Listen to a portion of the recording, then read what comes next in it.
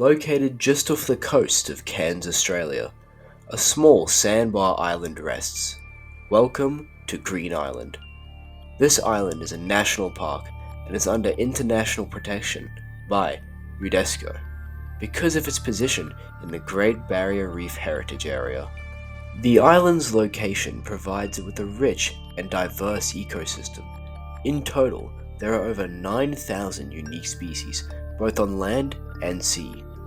The island's local ecosystems can be broken up into 4 distinct habitats: under the dock, the grass flats, the coral structures, and the open ocean.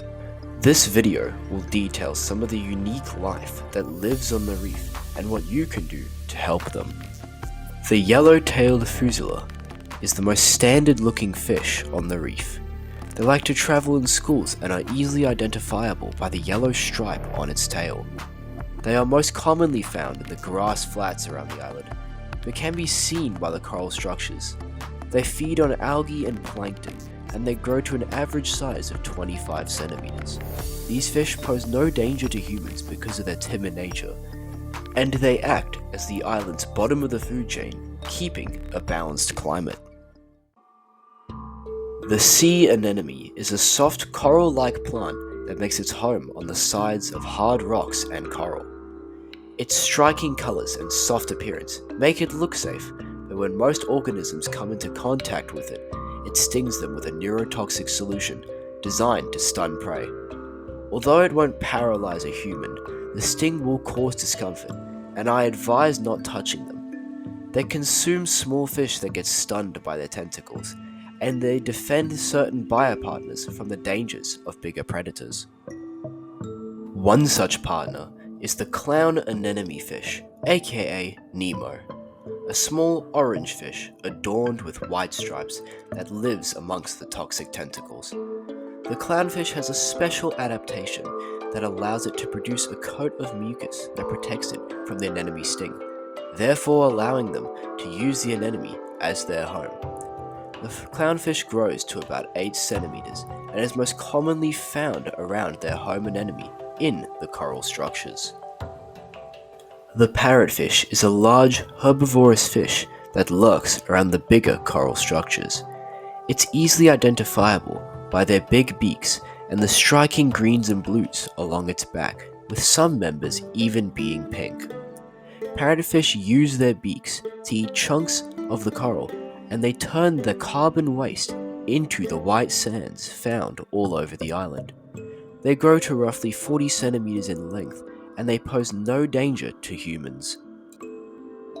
Boulder coral is the foundation for most of the reef structure. Boulder coral is a hard coral that attaches to rocks and grows into titanic structures of about 2 meters in length. They provide an integral attaching point to the other hard corals and soft corals of the reef. Their massive size provides unique structure to the reef and adds to its amazing beauty. Spaghetti coral is a soft coral that attaches to the boulder coral. It gets its name from the spaghetti-like structures that flow with the ocean's current. They normally come in a light yellow color and are found all along the coral structures. If you have ever seen a rock that looked like it was moving, it was probably a green sea turtle. These magnificent reptiles are peaceful creatures. They rest on the sea floor in the seagrass flats, and sometimes they surface to take breaths. They are identifiable from other turtles by the sea grass that grows on their backs and on their round shell, adorned with striking patterns. These beautiful creatures don't pose a danger to humans, but it is advised that you leave them alone anyway. Identifiable by their circular shape and bright yellow fins, the batfish is commonly found in the open water regions on the island. They are medium to large sized fish, averaging at around 70 centimeters in length. They are carnivorous species that often travel in schools from as little as 3 members to as much as 60.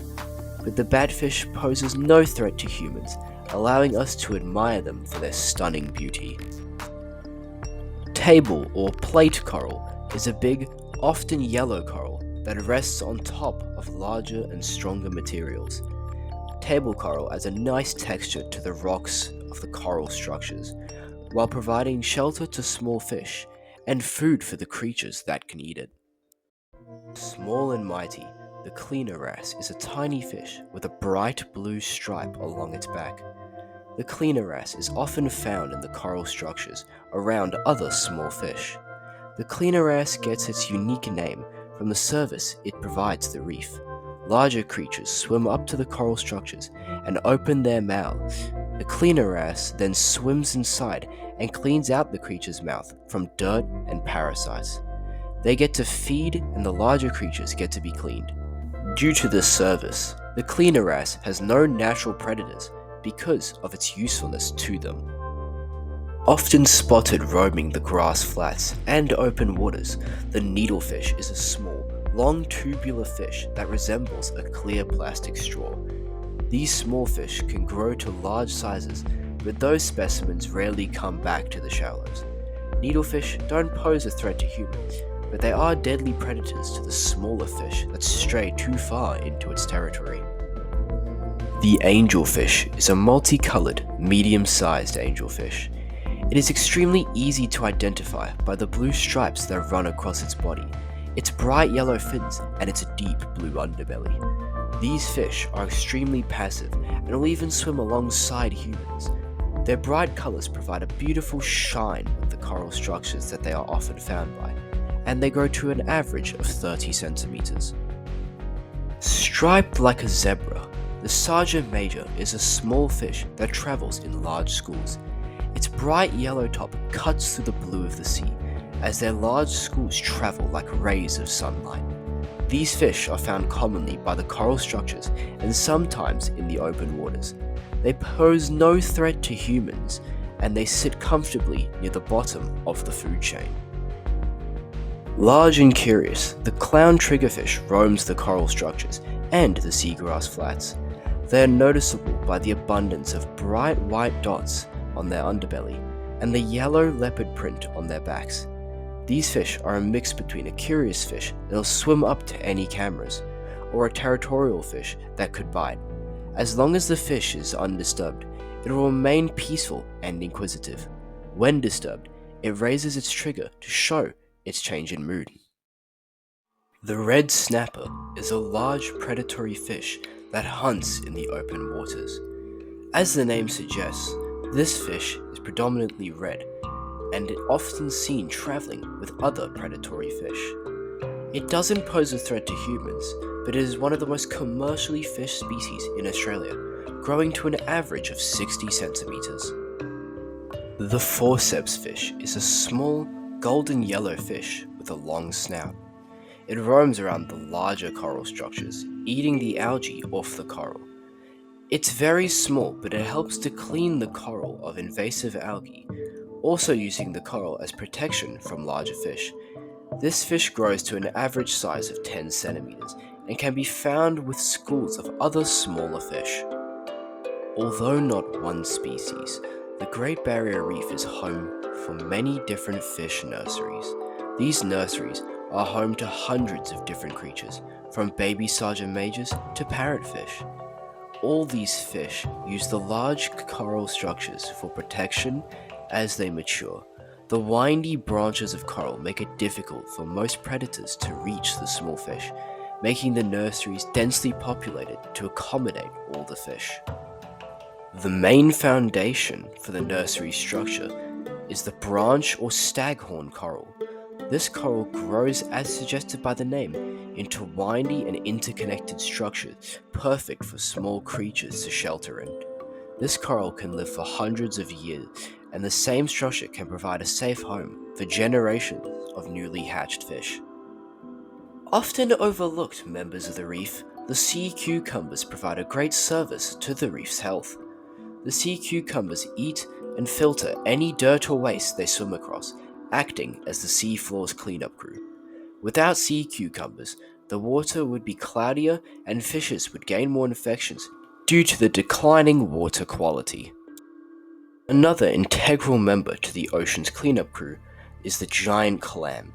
This mollusk attaches to rocks and coral for a secure place to grow their shell. Once grown, the giant clams filter out water from dirt and waste in order to feed itself. This in turn makes the water cleaner and clearer. Sometimes these particles of dirt in the clam can't break down, form a hard shiny rock called a pearl. These take many years to produce, but they are widely considered very valuable by humans. Wandering across the sea floor, the blue-spotted stingray feeds on small creatures that come across its path. It roams around every environment, but is most common under the dock. The stingray is a fairly docile creature that only attacks when threatened, and it can be identified easily from other rays by the blue dots on its back. This ray has a small and sharp spine on the end of its tail, and could cause serious harm to anyone unlucky enough to provoke it. The best thing to do around a stingray is to keep your distance and don't make any sudden movements. Often attached to larger creatures, the remora is a small, grey and white fish with a flat head. It uses this head like a suction cup to attach to other bigger creatures. They do this in order to eat food scraps dropped by them during a hunt, and they use the big creatures for protection. Although it's rare to see them without a host that acts as their own habitat, that doesn't mean there isn't one. There is normally a suitable host nearby, like the blacktip reef shark. This large fish is one of the shallow reef's apex predators, often trying to hunt the reef's bigger residents. They are found everywhere on the reef, especially in areas with more open water. Although they are the apex predators of the reef, they pose little to no threat to humans due to our size. They are timid creatures, but if cornered or provoked, it could do some serious damage.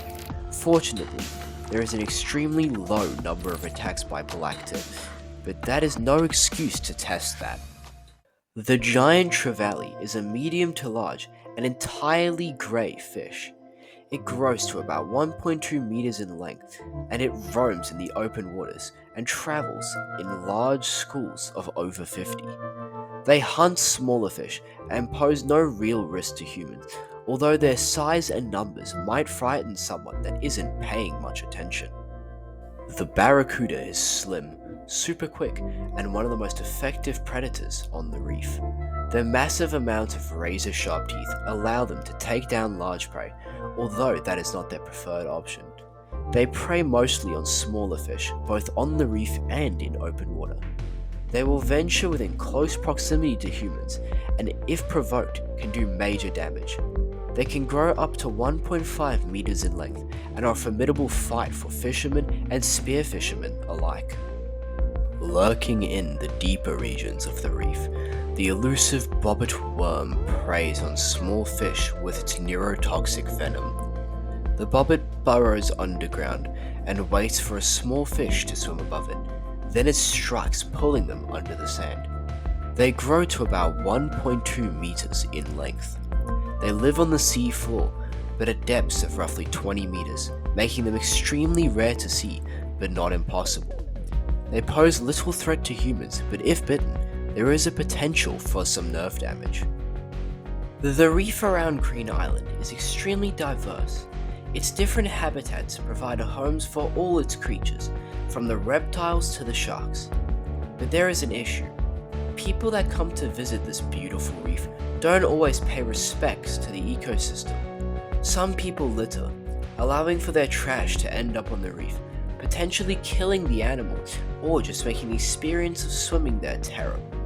People touch the creatures, injuring themselves or the animals they disturb. If you visit the reef or any islands within, please keep the environment clean and respect the creatures that live there. The reef has lived for a long time, and with the proper care, it can continue to live for generations to come. Safe travels, my friends, and enjoy the journey through this amazing reef.